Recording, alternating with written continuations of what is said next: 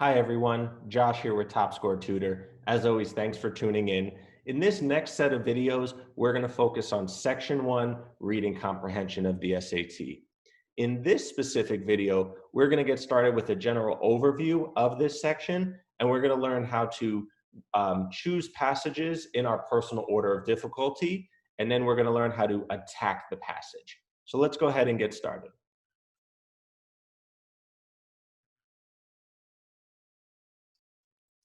So just a general overview, the basic format, you're going to have 65 minutes on this section, and it's going to be spread over 5 passages. You'll have a total of 52 questions, and each passage is going to consist of about 10 to 11 questions. The passages are always composed of the following disciplines. You'll have a literature passage, you'll have some history and social studies passages, and you're also going to have some science passages as well. But, do the passages in your personal order of difficulty. I spoke about this in my last video. You want to start with the passage that seems most interesting to you. Through your own practice, through your own personal reflection, it's super important to get good at understanding and identifying which passages you understand and comprehend the best. Those are the passages that you want to seek out on this section.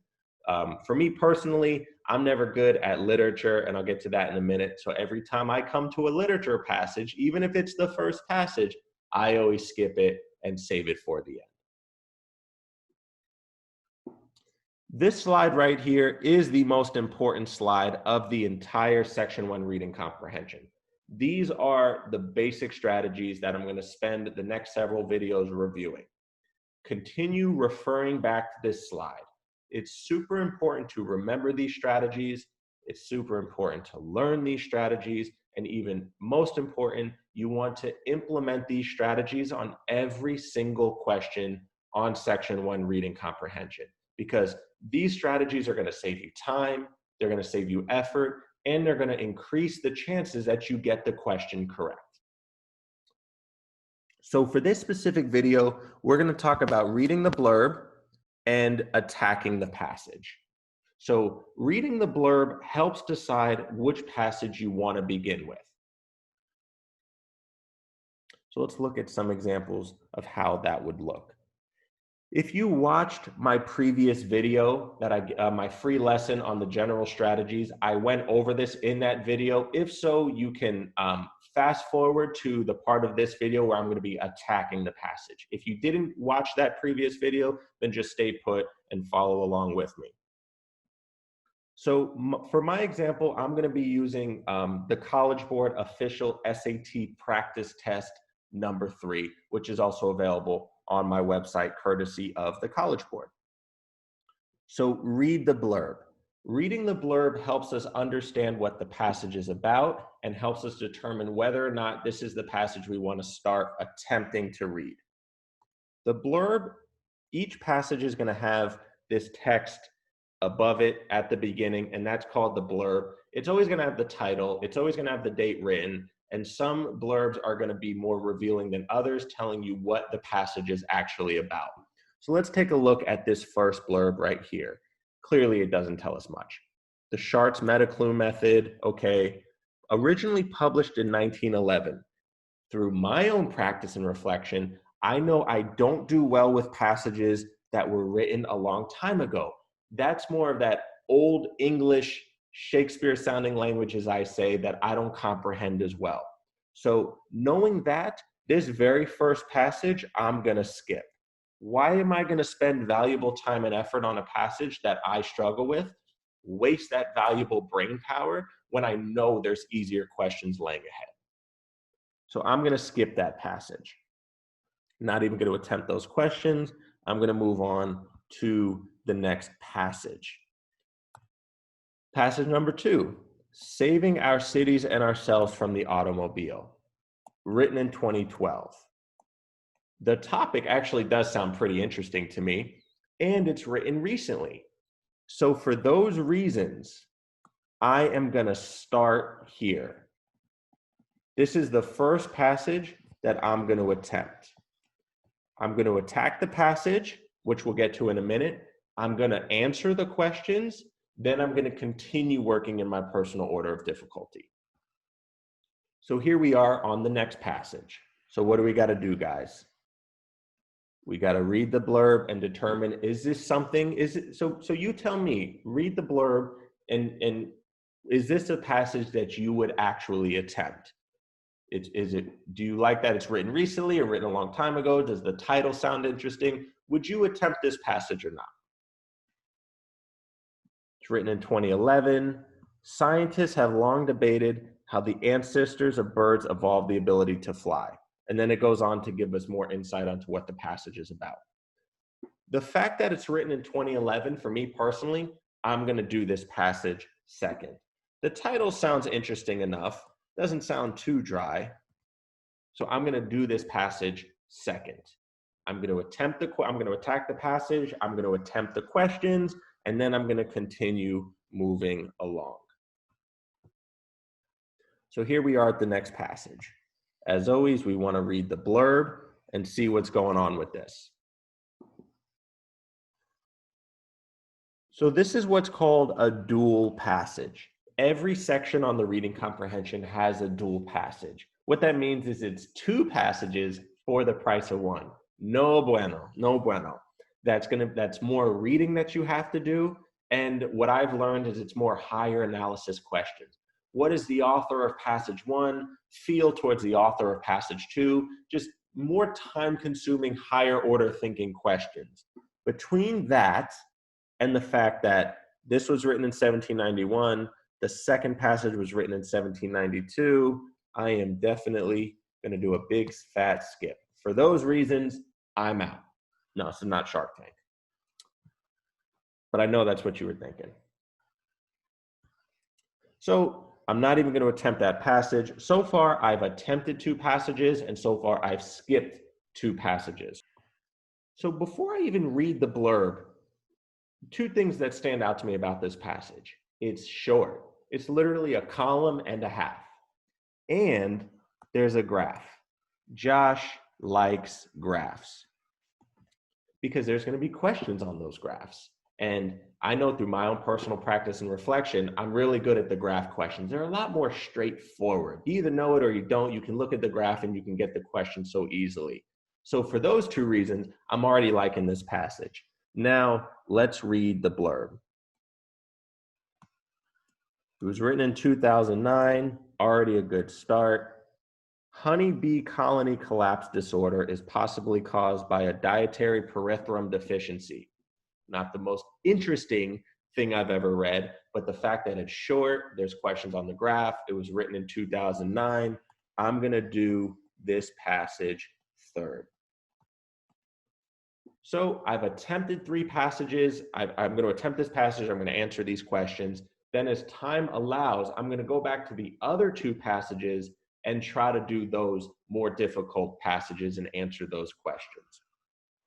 I know it sounds like you're investing a couple extra seconds on shopping around, so to speak. Don't take too much time shopping around. You have to get good at identifying the passages quickly that you know you're strong at, and then start right there. It's totally worth the investment to take those couple extra seconds to shop around the passages and work in your personal order of difficulty. So once you identify which passage you want to attempt, for each of those passages, here's what you do next. You want to skim the passage. You skim the passage once for main ideas and familiarity, not for details. Do not read and try to attempt to learn the passage for little minute details. You want to just attack it quickly. Give it a 1 quick skim to familiarize your brain what's even going on. Because the questions are designed to help you come back to the passage regardless and find the answers. And another thing, let's say you did really learn the passage and you dove into the passage and you read it several times. When you get to the questions, you're gonna have to come back to the passage anyways to find the answer. So why bother really trying to dive in and learn the passage on the first go round? Do you get points for reading? or do you get points for answering questions? You get points for answering questions. So the quicker we can get to those questions, the better. So let's look at a real good way on you can quickly attack the passage and some key points to keep in mind to help you understand the passage as quickly as you can. So here I am, I'm back on practice test 3, section 1, and this was the passage that I originally identified that I want to do first. So we're going to attack the passage. What you want to focus on when you attack the passage, you're going to give the whole thing a quick skim, but if any one point you're going to make sure you try to understand and take your notes is the first paragraph and the last paragraph of the passage. Those are the intro and conclusion paragraphs. They're the job of an intro and conclusion paragraph is to basically summarize, introduce, and then summarize what the passage is about, which is exactly what you're looking to do. So you want to focus on the first paragraph and the last paragraph. Then you want to focus on the first sentences of each body paragraph, because those are designed to introduce you what that paragraph is about.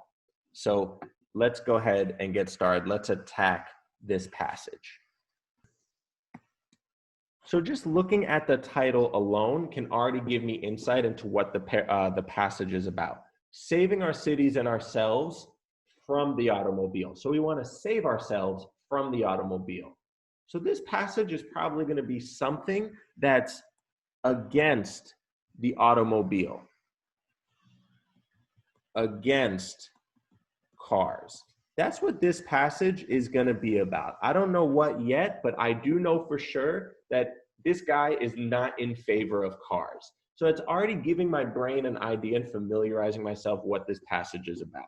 Something against cars. So let's look at the first paragraph and let's kind of take a quick note on that. There are 600 million cars on the planet and counting. There are also 7 billion people, which means that for the vast majority of us, getting around involves taking buses, ferry boats, commuter trains, streetcars, and subways. In other words, traveling to work, school, or the market means being a Straffinger, somebody who by choice or necessity relies on public transport rather than a privately owned automobile. So the majority of people rely on public transportation. That's what this passage is, this paragraph is basically summarized as. The majority of people rely on public transport rather than a car. So this, if I was to sum up this paragraph, it's a better way to put it, it favors public transportation. Favors public transport. That's a good overall main idea of that paragraph. Let's look at the next paragraph. So again, what do we focus on within each body paragraph? We want to focus on the first sentence. So half the population of New York and London do not own cars. Public transport is how most of the people of Asia and Africa, the world's most populous continent, travel. So this paragraph is again in favor of public transportation. It's how people in the most populous continents travel. Half of the population in these major cities don't even own a car. So this paragraph again favors public transport.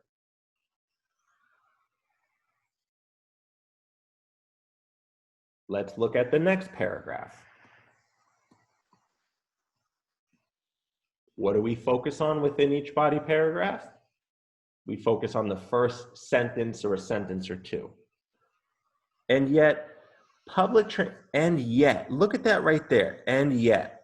That specific language, yet, indicates that a change in direction is coming. The author is gonna reverse course a little bit and oppose the direction that he's been going in, which is favor public transportation. I feel like this paragraph is going to be an opposing view, an alternate view of what he's been saying up to this far.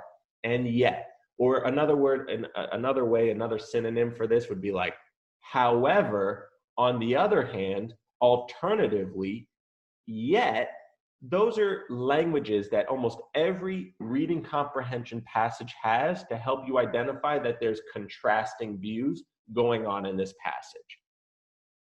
So, and yet, public transportation in many minds is the opposite of glamour. So this passage is against public transportation because he's saying that public transportation is the opposite of glamour to a lot of people. So that's something negative about public transportation. So the rest of that paragraph is going to be a further elaboration on why it's the opposite of glamour, why people are against public transportation. So that's the main idea of that paragraph. I want to challenge you to go ahead and see if you can come up for a main idea, a very brief one main idea for this next paragraph. Read the first sentence and see if you can come up with that main idea. Go ahead and press pause if you need to, and then come back and let's compare notes. So what's the first two sentences saying? It doesn't have to be like this. Done right, public transport can be faster, more comfortable, and cheaper than private automobile. So we're back to favoring public transportation. Done right, public transportation can be faster, more comfortable, and better than the private automobile. So gee, I wonder what the whole rest of this paragraph is going to be about. Why public transportation is better than cars? I don't need to know the specifics. I don't need to know why public transportation is better than cars. I just need to know the main idea, and that's the main idea. So again, we're back to favoring public transportation. So that paragraph spilled over. Now we're on the conclusion paragraph. So again, let's look at the first sentence or two. This is a long conclusion paragraph, so don't worry about understanding the entire thing. But again, the first sentence or two can always give you good insight into what the paragraph is about. If you credit the demographers, this transit trend has legs. The millennials, blah, blah, blah, tend to favor cities over suburbs and are far more willing than their parents to ride buses and subways.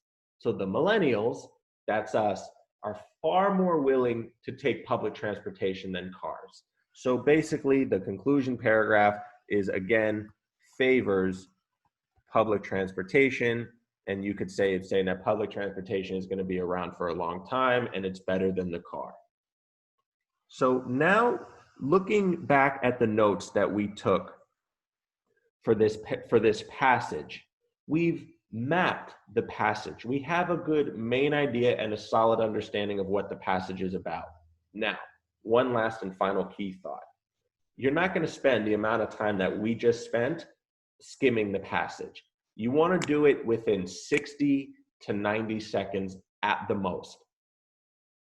I just showed you some key things to hone in on, parts of the passage that you want to focus on where the main ideas are found in the intro paragraph, in the conclusion paragraph, and the first sentence or two of every paragraph. And it's really helpful. I really recommend you take notes. Take notes as we just did, because keeping your pen to paper will help you stay more engaged and stay focused. If you just sit there with your hands behind your back and read, like all of us, you're likely to drift off a little bit. But if you're forced to take some very brief notes, a little main idea here and there, it's going to help you stay focused.